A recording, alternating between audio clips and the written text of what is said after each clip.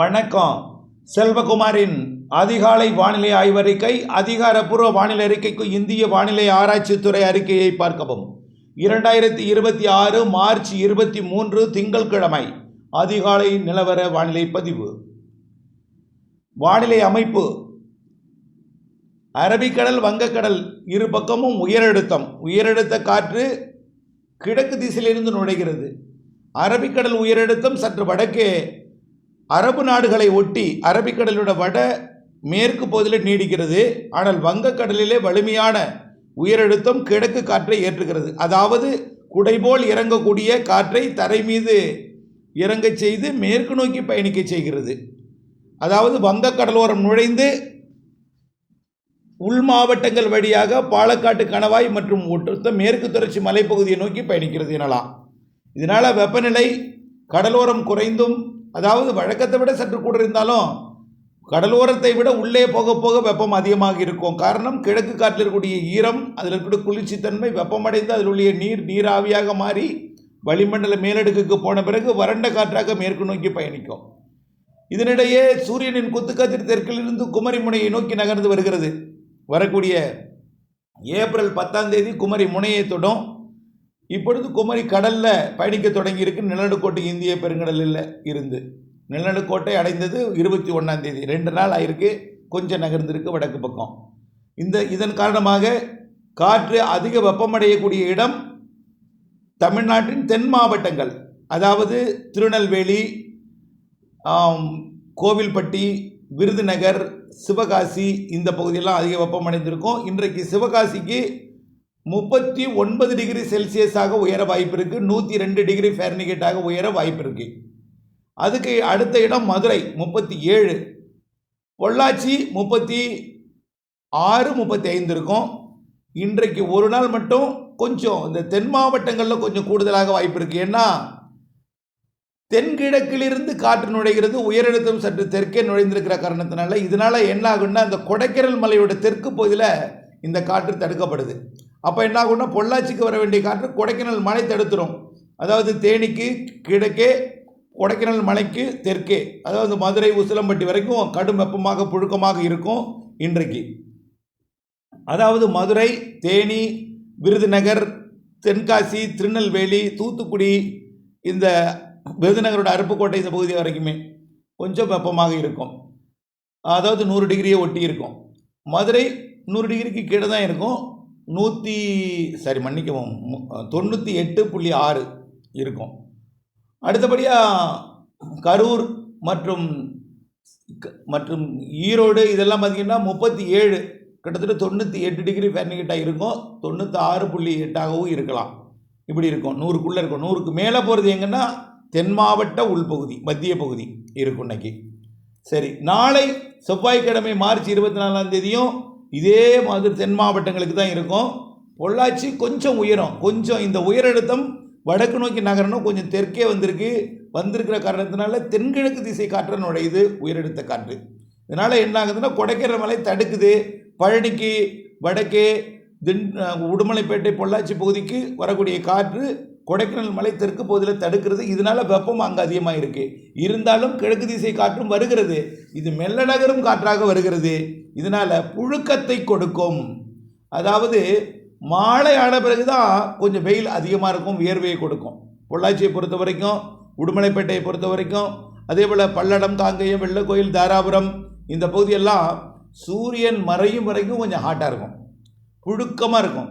ஏன்னா மேற்கிலிருந்து கிளம்பிய காற்று, மெல்ல நகரும் காற்று ரொம்ப 20-10 கிலோமீட்டர் வேகத்தில் வர்றதுனால வெப்பமடைந்து வந்து சேர்வது தாமதம் அடையும்.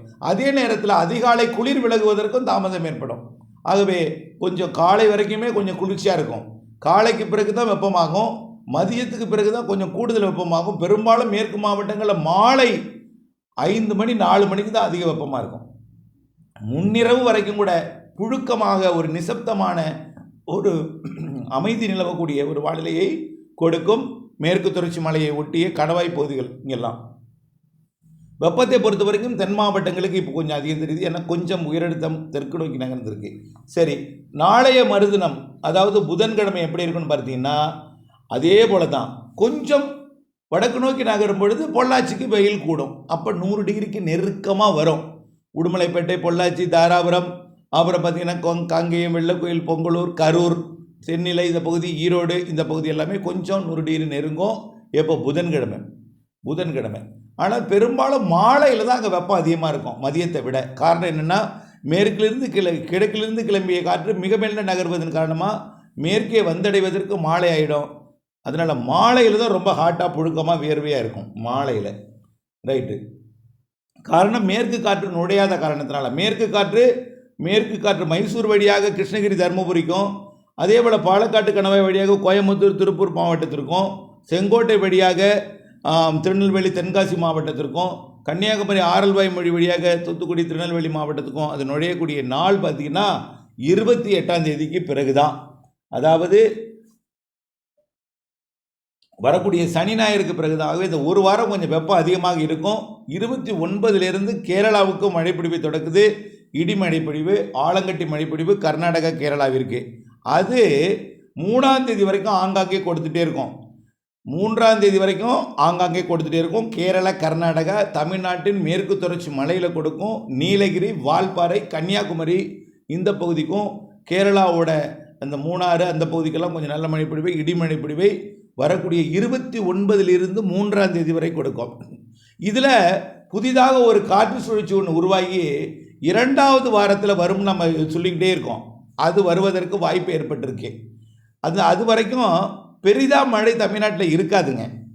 வட உள் மாவட்ட பகுதிகளுக்கும் கொஞ்சம் தெரியுது. கிருஷ்ணகிரி, தருமபுரி, சேலம், நாமக்கல் மாவட்டத்திற்கும், ஈரோட்டிற்கும், நீலகிரி வரைக்கும் உறுதி. நீலகிரியை தாண்டி திருப்பத்தூர் மாவட்டம் வரைக்கும், கல்வராயன் மலை வரைக்கும் வந்து கொடுப்பதற்கு வாய்ப்பு இருக்குது. அது 30, 31 மற்றும் ஏப்ரல் 1, 2, 3 தேதிகளில் ஏதாவது ஒரு நாள் தான் ரொம்ப குறைவான பரப்பில் ஒதுக்கி இருக்கும். இப்போ வரைக்கும் அதுதான் தெரியுது வட உள் மாவட்ட பகுதிகளில். அப்போது டெல்டா, தென் மாவட்டங்கள் பெரும்பாலான பகுதிகளில் மழைன்னா அந்த ஏப்ரல் 2வது வாரம் வரக்கூடியது தான். ஒரு 6ஆம் தேதி வாக்கில் கூட வரலாம். 5ஆம் தேதிக்கு மேலே ஒரு 6ஆம் தேதி வரலாம், இல்லை 7ஆம் தேதி, 8ஆம் தேதிக்கு மேலே உறுதியாக உண்டு. 2வது வாரத்தில் மழை வாய்ப்பு தெரிகிறது டெல்டா மாவட்டங்கள், பிற மாவட்டங்களுக்கு. இவையெல்லாம் ஆய்வில் இருக்குன்னு உறுதிப்படுத்தலை. இவையெல்லாம் ஆய்வில் இருக்குது. ஏன்னா நம்ம படத்தில் நினச்சிருக்க பாருங்க, ஒரு காற்று சுழற்சி, அந்த காற்று சுழற்சி தான் வரணும். அந்த காற்று சுழற்சி கற்பனையான ஒரு படம் தான். இது வரும்பொழுது வரக்கூடிய ஏப்ரல் 2வது வாரத்தில் மழைப்பொழிவை தரும். அது ஒரு பெரிய அளவில் கொட்டி தீர்க்கும் மழைப்பொழிவுலாம் அல்ல. கொஞ்சம் பொறுத்து இருப்போம். எப்படிப்பட்ட ஒரு தீவிரம் இருக்குது, எந்த இடத்துல வரும், இருகாற்று இணைவு ஏற்படும். நிகழ்வு வலிமையாக இருந்தாலும் கடந்த முறை கூட பொழிந்து வந்துச்சு ஒரு வலிமையான நிகழ்வு. ஆனால் இருகாற்று இணைவு எங்கே ஏற்பட்டுச்சு? மேற்கு தொடர்ச்சி மலையில், கேரளா அங்கங்கே போய் ஏற்பட்டுச்சு. ஆகவே எப்படிப்பட்ட ஒரு நிகழ்வாக இருந்தாலும் இருகாற்று இணைவு, வெப்ப குளிர் நீராவி இணைதல் எங்கே நடைபெறுகிறது, வெப்பம் எப்படி இருக்குது, இவையெல்லாம் பார்த்து தான் நம்ம சொல்ல முடியும். இருந்தாலும் இப்பொழுதைக்கு இப்போ மாத இறுதி கேரளா, கர்நாடகா, அதனை ஒட்டி உள்ள தமிழ்நாட்டின் மலைப்பகுதிகளில் நீலகிரி, வால்பாறைக்கு மட்டும் உறுதி இருக்குது. ஒரு சில நாள் வட உள் மாவட்ட பகுதி கிருஷ்ணகிரி, தருமபுரி, திருப்பத்தூர் வரைக்கும், சேலம், நாமக்கல், வடக்கு இதெல்லாம் கொஞ்சம் தெரியுது. இந்த மாத இறுதி நாள் 29, 30, 31, 29 வந்துடாது, 30, 31 அல்லது 1, 2, 3 ஒரு நாள் வரும். அதுக்கு அடுத்தது 2வது வாரம் தான். 2வது வாரம் ஆய்வில் இருக்குது. எங்கே எப்படி என்பது எங்களை பொறுத்திருங்கள், அறிவிக்கிறேன். இணைந்தே இருங்கள் அப்டேட்ஸுடன். கொஞ்சம் வெயில் கூடுதலாக இருக்கும், கடலோரத்தை விட உள்ளே தான் கூடுதலாக இருக்கும். ஆனால் 102க்கு மேலே போயிடாது. 102 ஓரிரு இடங்களில் தான் இருக்கும். பெரும்பாலும் 100 டிகிரிக்கு நெருக்கமாக இருக்கும். கொஞ்சம் திருச்சிக்கு மேற்க கொஞ்சம் கூடுதல் வெப்பம் இருந்தாலும் 102, 101க்கு மேலே போகாது. ஆகவே அச்சப்பட வேண்டாம். தற்பொழுது இருக்கக்கூடிய வெயில் மீண்டும் குறைந்து மீண்டும் ஒரு மேற்கு காற்று வரும். இந்த மாத 29ஆம் தேதியிலிருந்து மேற்கு காற்று வரும்பொழுது பொள்ளாச்சி உள்ளிட்ட பகுதிகளுக்கு வெப்பம் குறைந்து குளிர்ந்த சீதோஷம் நிலவும். வெப்பம் அப்போ எங்கே அதிகரிக்கும்னாக்க சேலம், ஈரோடுக்கு அதிகரிக்கும், வேலூர் அதிகரிக்கும். அதுக்கப்புறம் வேலூர் அதிகரிக்கும். ஏப்ரல், மே வந்தாலே வேலூர் அதிகரிக்க தொடங்கும். வேலூர், திருத்தணி அதிகரிக்க தொடங்கும். அப்போ தெற்கே கொஞ்சம் குறையும். தெற்கே சூரியன் குத்துக்கதிர் வருது. ஏப்ரல் 10 தேதிக்கு மேலே தான் தமிழ்நாட்டில் ஏறின பிறகு தான் கொஞ்சம் கொஞ்சமாக வேலூருக்கு அதிகரிக்குமே தவிர உடனடியாக வேலூருக்கு அதிகரிக்கிறதுக்கு வாய்ப்பில்லை. இப்பொழுதைக்கு தென் மாவட்டங்கள், அடுத்த மேற்கு மாவட்டங்கள், அடுத்து தான் வட உள் மாவட்டங்கள், வேலூர், திருத்தணி போன்ற பகுதிகள் எல்லாமே. இணைந்தே இருங்கள் அப்டேட்ஸுடன். நன்றி.